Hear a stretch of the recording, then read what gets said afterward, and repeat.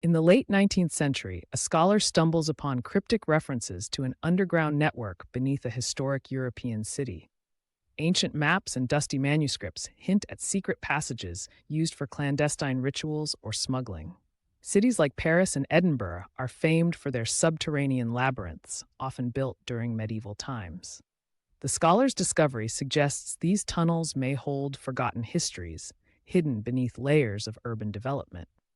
The clues point to an overgrown entrance in the oldest district, where the past whispers through crumbling stone. The scholar uncovers a concealed stairwell hidden behind ivy and crumbling stone.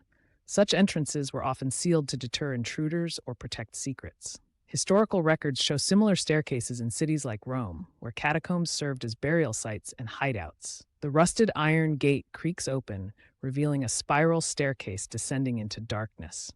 The air is thick with dampness, a telltale sign of untouched underground spaces. Lantern in hand, the scholar steps into the unknown, tracing footsteps of those who vanished centuries ago.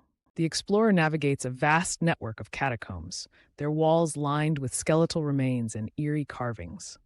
These tunnels, like Paris's famed ossuaries, were once mass graves for plague victims. Stacked bones form macabre patterns, a silent testament to centuries of history.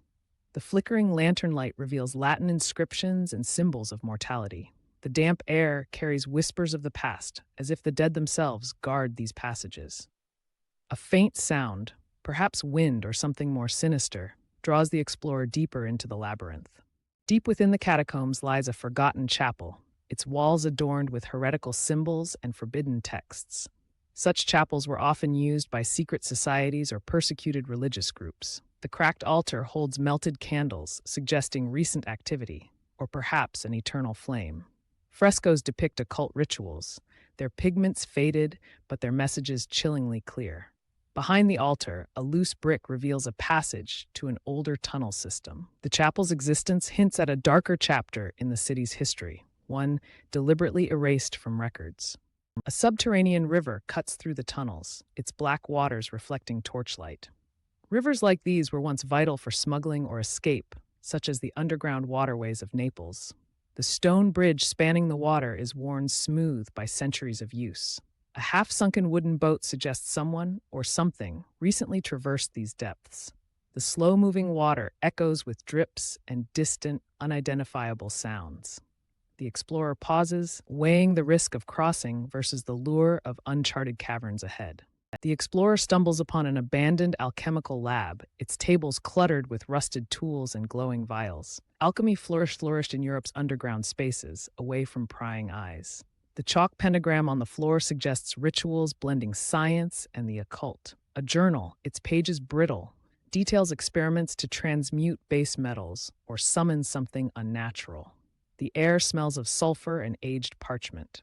The final entry speaks of a prison deeper below, its bars forged to contain not men, but something far older. A massive iron door, marked with broken chains and sigils, stands ajar. Such doors were common in medieval dungeons, but the scratches here come from the inside. The sigils match those in the Alchemist's journal, warning of a bound entity. The explorer hesitates. Historical accounts tell of similar doors in Prague's underground, where legends speak of creatures locked away by ancient rites. Yet curiosity prevails.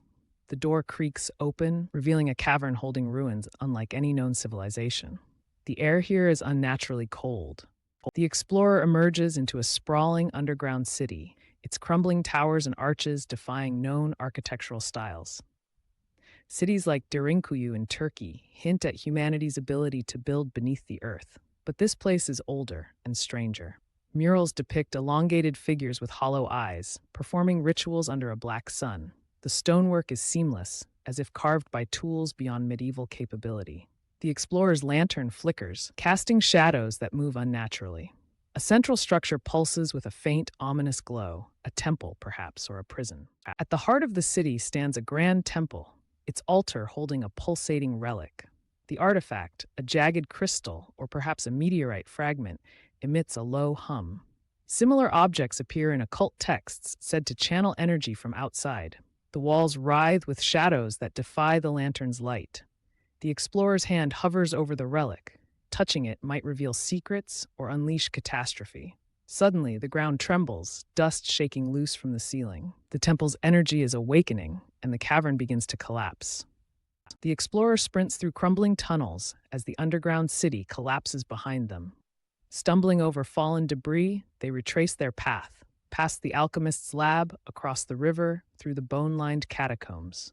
The relic's energy has destabilized the entire network. Just as daylight filters through the entrance, a final glance back reveals the city's towers collapsing into dust. The scholar emerges, gasping, forever changed by what they've witnessed. The surface world seems duller now, its mysteries trivial compared to the horrors and wonders still lurking below.